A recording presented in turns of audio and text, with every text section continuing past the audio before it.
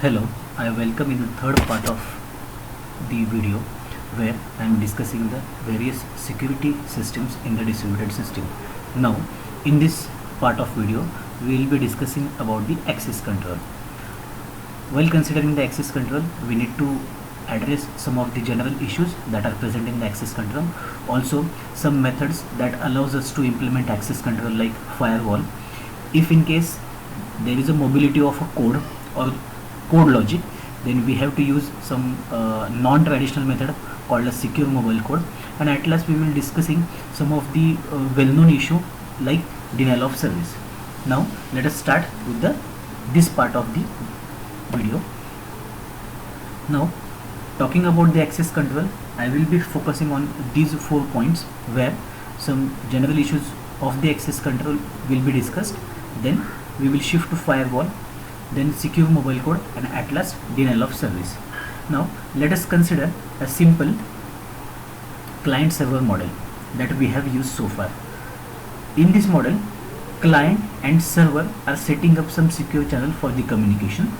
Then client is issuing a request that is carried out towards the server. This request may involve certain operation on the resources that are present on the server, and server has total control of these resources. Now consider a very general situation where an object present on the server, whereas this server is controlling other objects as well. That means a server is consisting more than one object. Now a client is issuing a request to the server. This request generally involves about the invocation of a method related to specific object. As we all know, object is having set of methods, so client is requesting one of the method of that object. Now this request will be carried out if and only if client has sufficient access rights for the invocation of method. That means if client is allowed to execute that method or invoke that method, then only this operation will be carried out. So the term access control is nothing but we will be verifying access rights of the client machines. Whether a particular client is given certain rights, we will be simply verifying those rights. On the other hand, there is a term called as authorization. Now with authorization we are granting access rights, so both terms are going hand in hand. In authorization, a client will be provided with certain access rights, and in access control we will be verifying access rights. That means client is having 3 access rights, we will be verifying simply whether all 3 access rights are used by client or not, or client is trying to have 4th access right. So in this way access control and authorizations are defined. Now after this we will be seeing the number of methods that can be used to achieve the access control. So we will be start with some of the general issues that are there while controlling the access of the resources. Also we will be discussing a traditional access control mechanism, that is firewall, which can control access of resources for certain applications as well as for the entire network. There is also the emergence of code mobility. So the traditional methods like firewall are not sufficient to handle the access control of mobile codes. So we will be having secure mobile code mechanism. In the next sections we will be discussing these types of access control mechanisms. Now let us consider the general issues in the access control. So before going into the actual model of general access control mechanism, we will be discussing 3 definitions. Number 1, it is the subject. So what subject is? Subject is any entity that is able to request an access to the object. That means with subject we can issue access request for the object. Now object can be anything what we have learned so far. That means object is actually having a state, and that state can be changed by simply invoking operation provided by that object. That means state change can occur only when we invoke certain operation on that object. Now these operations for the object are actually provided with the help of interface that we all know. So with interface we can have a list of methods for that object, and we can access the object state with the help of that methods present in the interface. Now let us consider subject can be anything simply like a process. So subject is nothing but any process. Now there is one more term called as reference monitor.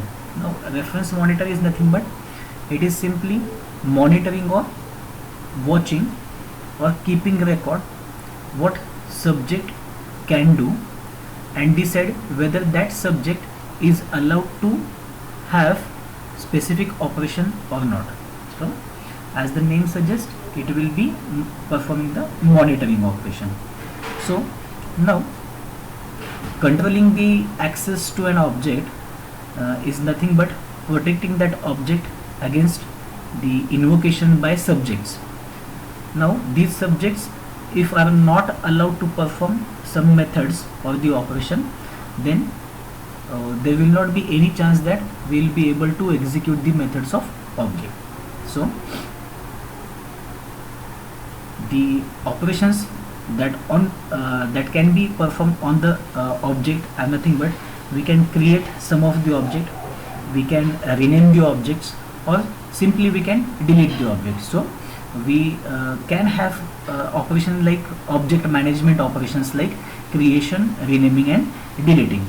Now the protection of the object or protection to the object for these type of operations like creation, renaming and deleting, it is actually controlled by the reference monitor. So the reference monitor records which subject, there can be any number of subjects, so reference monitor record which subject may do what, means what subject is able to do different subjects, and it also decides whether a subject is allowed to have specific operation carried out or not. So this type of monitor, that is reference monitor, it is called every time an object is invoked. That means when subject is invoking any operation, then the reference monitor keeping track whether that subject is allowed to perform that operation or not, and if it is allowed, then it simply keeps track of that. Now the major issue in such type of model is that whether the reference monitor, which is keeping the entire track which subject can do what, whether it is temporal proof or not. That means attack can be placed on a reference monitor. If it is so, then then subject is allowed to do anything with the available object. So the general model of access control looks like this. There is a subject, there is an object. When subject is invoking the object, that activity, it is basically tracked by the reference monitor. So subject is issuing the request for the operation related to object. Reference monitor sees whether that subject has access for such operation or not. If it is so, it will grant that access to the subject or allows subject to perform the operation, and it authorizes the request. In this way, this general model of access control goes. Now after seeing the general model to control the access to an object, we will be seeing a common approach to model the access right of the subject with respect to object. Now we will be having the relationship between subjects and objects in the form of a matrix, and such matrix is called as access control matrix. Now in this access control matrix, each subject is represented by a row in the matrix. So rows are represented by the subject, whereas object will represent the column. So I'll show you the structure of such matrix. So in this way you can observe the subjects like John, Alice and Bob are like constructing the rows of the matrix, whereas objects such as file 1, file 2, account 1, account 2, these are acting as a column. So all objects are the columns and all subjects are nothing but the rows. And entry, that is subject intersects with object, subject John intersects with file 1, so this intersection entry represents what John has rights over the object file 1. So John can have rights like John owns the file, John can read the file, or John can write to the file. So the entries present in the matrix represents what kind of rights a particular subject has over the objects. So in this way such access control matrix is built. You can observe I have written what these different roles are there. That is a subject can own the object, so subject can write to the object, or subject can read the object, or subject can write the object. So in this way such type of access control matrix is prepared. Now what we have to see the disadvantage of having such access control matrix. So just consider that the system can easily need to support 1000 number of users along with some millions objects. So when you have a load of 1000 users and there are, let us say, some millions of objects, now the first task we have to do is we have to protect these millions of objects. So that will be the first priority, to protect the millions of objects. Now when we create such access control matrix for such huge number of objects, then what we need to ensure, there will be many entries in the matrix which will go empty. That means the single subject is generally having access to very few objects, so and we are comprising millions of objects, so there will be many entries. This can be many entries present in access control matrix. Okay, and we are implementing such huge structure where we have to reserve this space for these empty entries as well. So this approach is not that much efficient. So there is alternative for access control matrix. It is called as access control list. Now first of all I'll show you the structure of it. Here no matrix kind of structure is there. We will be maintaining the list of objects. So file 1, file 2 up to file 4 object list is there. Now for this file 1, how many subjects are having rights? It is represented, or it is like connected together in the form of linked list kind of structure. So file 1 is file 1 can be accessible by John, can be accessible by Alice, and can be accessible by Bob, and along with the subject their access rights are also represented. So in this way a list is created. Such type of structure is called as access control list, where each object is associated with the ACL. So this is the access control list. 1, 2, 3 nodes are there for the access control list of file 1. 2 nodes are there for the access control list of file 2. Again 2 nodes each for the object file 3 and file 4. So each object is maintaining its access control list. Now the ACL contains entry of each subject and what kind of access it has over the object. So this is nothing but the object, this is nothing but the subject. So the entry in the ACL is nothing but the subject and what kind of access right it has. Now the beauty of access control list is that unlike access control matrix, it doesn't allow any empty entries. So you can observe here no empty entries are present in the ACL, and the operation for invoking access to the given object, it becomes very much easier as compared to the ACL. So we have seen the two structures or two approaches to implement the access control. One is access control matrix and second one is the ACL, that is access control list. Now there is one more approach where we will distribute the matrix row wise by giving each subject a list of capability for the object.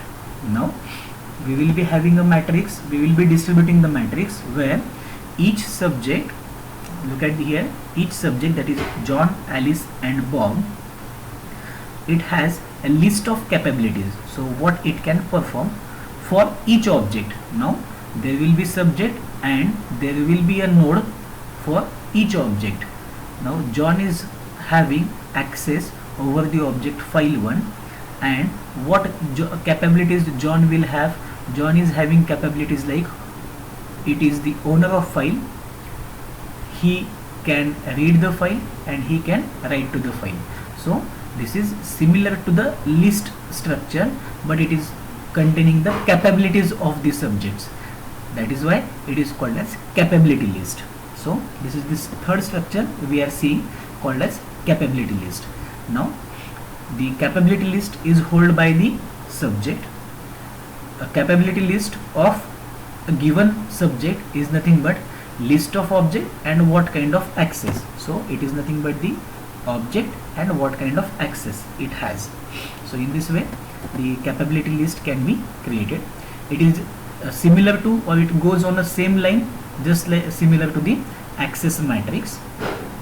In the capability list you can observe it is very much easy to find access given to a subject. That means just look at the subject, locate the subject, and you can see what access it has and what objects are associated to perform those operations on it. So it will be easier for each subject to invoke the different objects with the given weight. So this is the third structure we saw. First one is access control matrix, second one is access control list, and third one is the capability list. Now one can imagine the capability list it is similar to holding a ticket. Now this ticket holder are given with certain rights that are associated with the ticket. Now this ticket should be protected against the modification by the holder. So ticket is mentioning some of the rights and we have to protect the ticket from the modification by the holder of the ticket. So the capability list can be improved or it can be extended if we include digital signature into it, so that the modifications of the rights can be protected.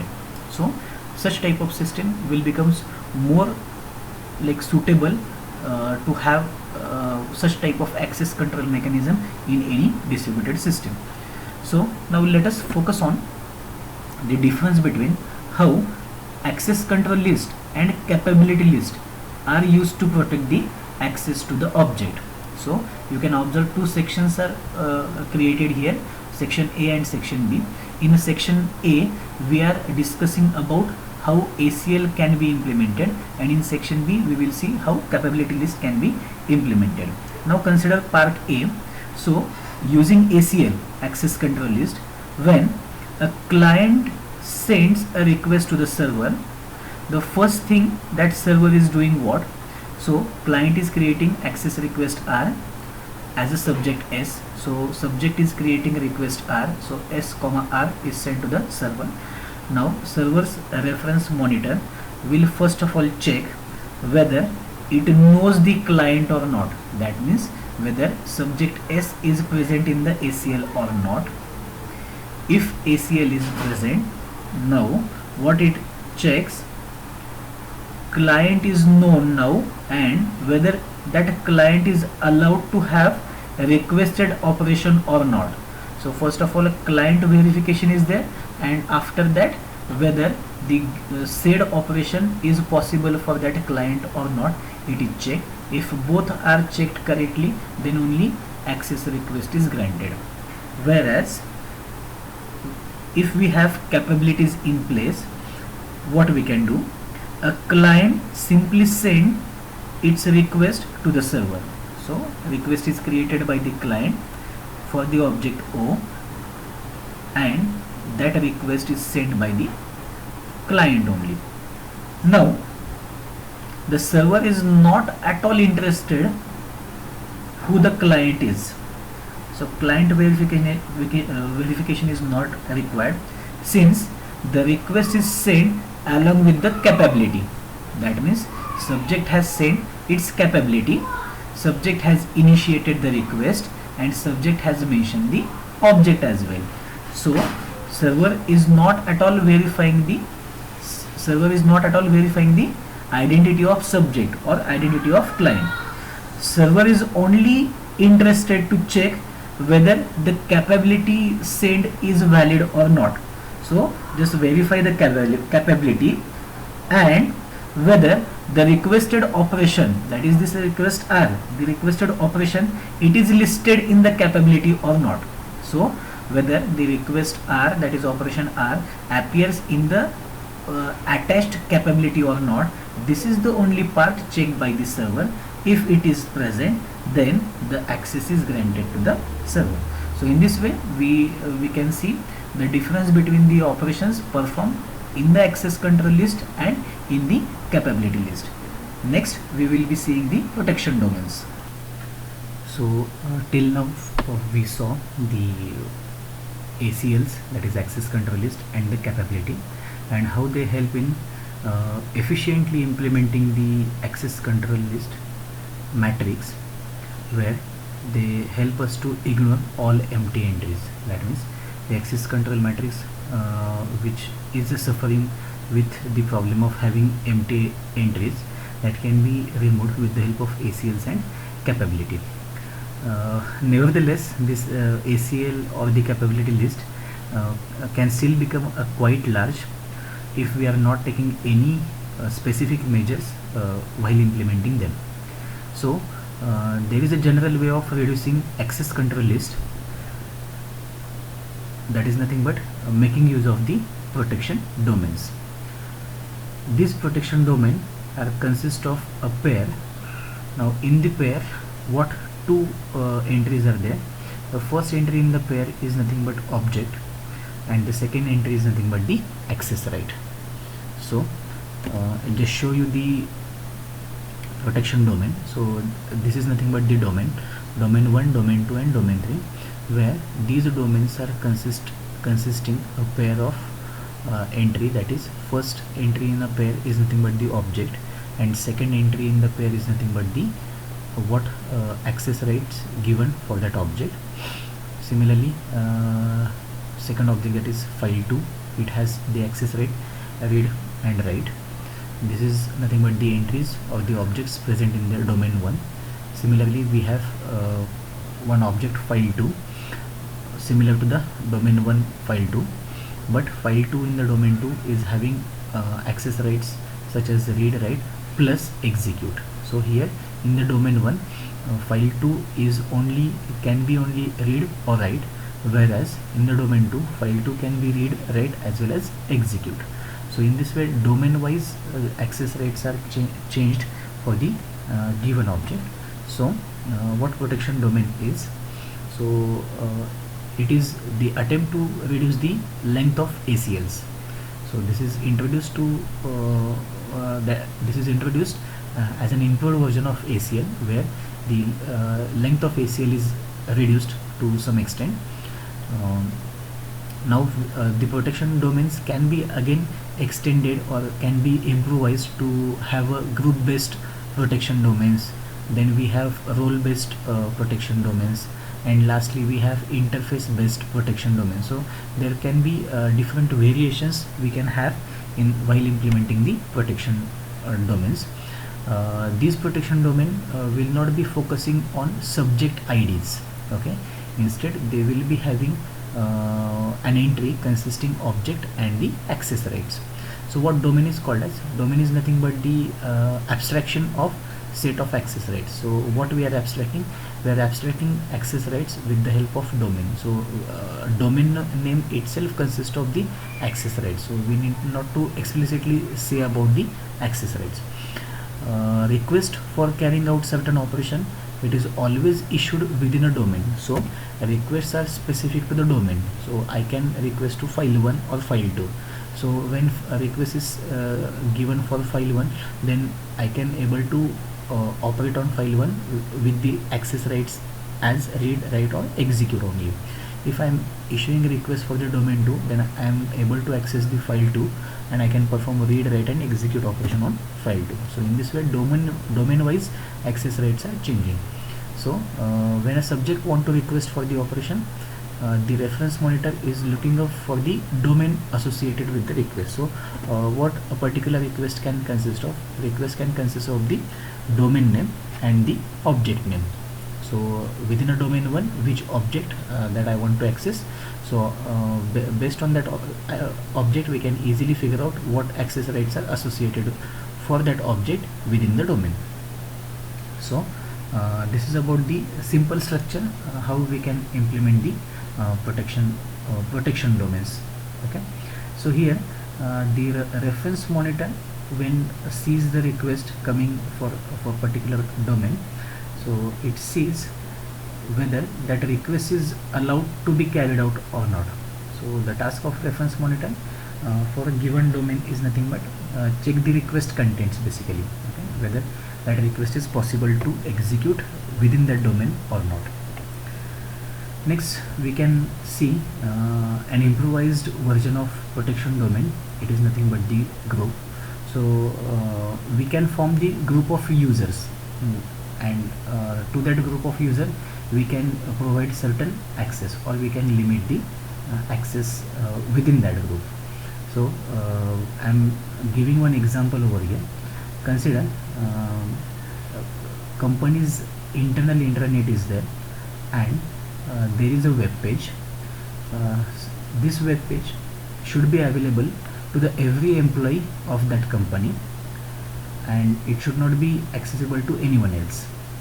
So the access is limited for that web page within the company, and within company to the employees of all that company.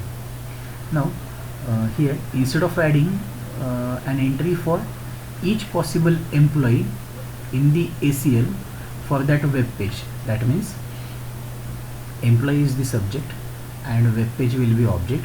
So for all employees, that means employee 1, employee 2, we cannot create ACL in that way, that is subject and which object it is accessible.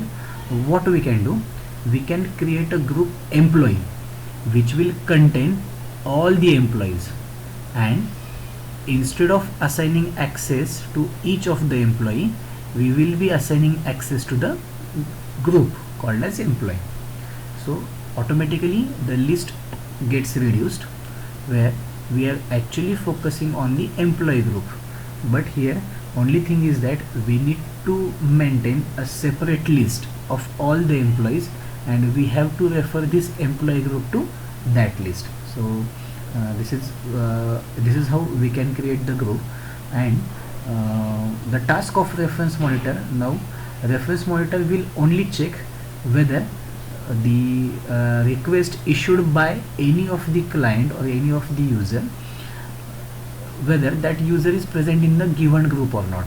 So already reference monitor has list of access right. Reference monitor knows the employee group. So any client issuing a request for the object, it is first of all checked against the group members present in the employee. If it is so, then access is given, or else it will be treated as unauthorized access.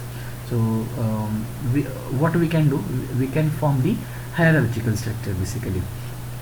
Now access of the web page of a given organization intranet, it shall be permitted to all the employees. Now for example, let us consider web page associated with the branch Amsterdam. Now Amsterdam branch is there, and there is a web page associated with them. Now it is this web page is permitted to the employees of Amsterdam branch only. That means the employee group shall consist the list of employees, or it can be subdivided according to the branches. So this particular organization is divided into number of branches, so we cannot create the group of all employees. Instead we will be dividing this task, which is limited to a domain called as Amsterdam. So this particular group will list down all the employees present in the Amsterdam branch. This group will be comprising the list of employees present in the New York branch, and similarly for the San Francisco branch. So in this way, the top hierarchy gets converted into lower hierarchy. Here the amount of employees will also gets reduced, so it will be easier for us to manage.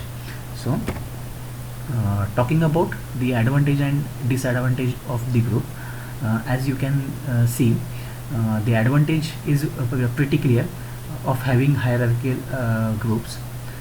So managing the group membership becomes relatively easy. So here only we are considering the employees present in the Amsterdam branch, and in this way we can create the larger groups as well. So as many as branches are there, that will be so that many groups will be created, and all groups are merged together to form a common group called as employee. But the disadvantage is that, suppose here you can create the group for the employees, but as you can see, as per the geographical nature, adding and deleting the membership and making that update finally into the top group, this task becomes quite difficult. Okay, that means it involves a lot of complications. So this is nothing but the disadvantage of having groups when we have distributed nature. So this slide explains the advantage and the disadvantage of having groups. So now further, the modifications in the group, what we can see, instead of letting the reference monitor perform all the work, that is verification, checking, the alternate solution for that is nothing but each employee can carry a certificate. That certificate mentions in which group that user or that employee belongs to.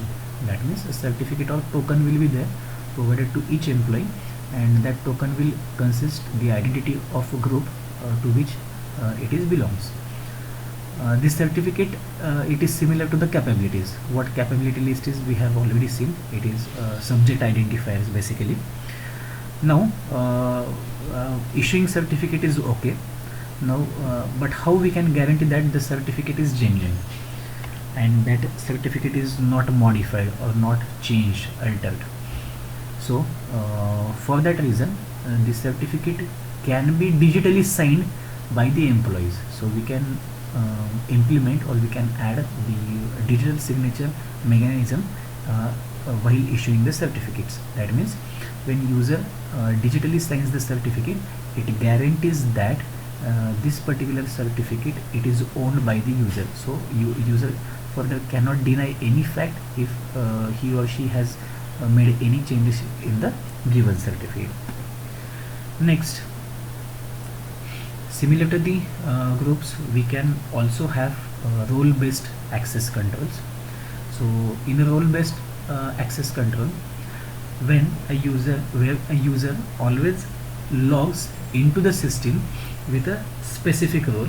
Suppose a person is having multiple roles, so when user log into the system, the user has to specify the login credentials as per the role assigned to it.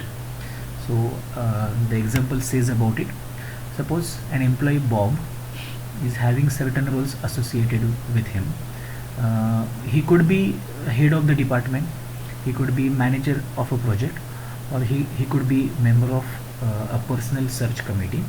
So depending on what role Bob is performing at a particular time instance, he has to log in into the system by issuing the credential associated with each role. Just because each role, see, head of the department or the project manager or the member of a particular committee, each role is having different privileges associated with this. That means with this role, head of the department, Bob can perform 5 tasks with project manager, he can perform some 7 tasks, and being a member, the access is limited. That means Bob is performing some 2 or 3 tasks. So depending on the role, the number of access rights also get increased or decreased. So what we can say, the role of Bob determines the protection domain, that means group. So when Bob is head of the department, so the access rights are like limited. That means Bob can perform some limited operations related to the group head of the department. Now when assigning certain roles to the user and requiring that user take on a specific role while logging in, it should also be possible for users to change their roles if necessary. That means Bob has certain roles to play, so there is a possibility that in the future he is no more member of personal search committee. So within a group it is not possible, but with the role we can easily perform such operation. We can simply remove that role. So Bob is working as a head of department, and occasionally it is changed to a role of project manager. So from head of the department to project manager, this role can be easily changed, but within a group it is quite difficult to change the roles. Now the last type of protection domain is nothing but the interface domain. So what we can have in the interface domain, we are performing the grouping of objects. So all objects are collected together based on the operation they provide. So the operation decides the group of objects. So for an example, instead of considering the individual objects are grouped together, that is collected together based on the interface provided by them. That means what operation they are providing. So this is nothing but an attempt is created to have the hierarchy. So based on the operation, the number of objects are listed. So operation 1 is having some 5 objects, operation 2 having some 7 objects, operation 3 again some 3 objects, and so on. So based on operation, the hierarchy is created. So when such hierarchy is created and a subject requesting for certain operation to be carried out for a specific object, then the reference monitor is looking up to which interface the operation for that object belongs. That means object 1 and the interface. So I want to execute operation 1 for object 1. So the reference monitor will be looking for the interface only where that operation is present. So operation is listed, operation is located, and for that operation which object is required, now that object is being called. So so the reference monitor checks whether subject is allowed to call that operation first of all or not. Then once that subject has subject is verified, so subject is allowed to access that particular method or allowed to invoke that particular method, then only that object will be called. So in this way the 3 types of protection domain mechanism can be implemented. The first one is group based, second is role based, and last one is the interface based. So the protection domain and the grouping objects, so all can be combined together, and we can have the ACL, that is access control list mechanism, for the large collection of objects as well, and such large collection is typically used in the digital libraries. So that's all for the access control list. In the next part we will be seeing a topic called as firewalls.